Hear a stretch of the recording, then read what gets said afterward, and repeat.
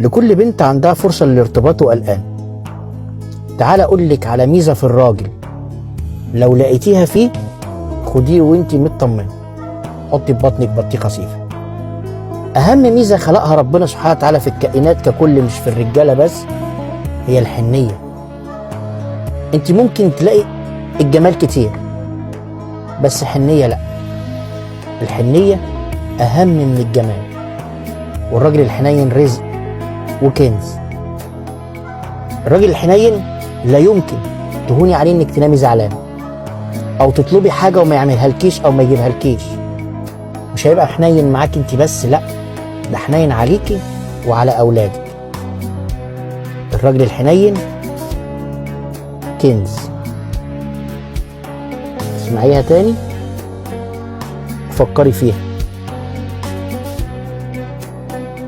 سلام.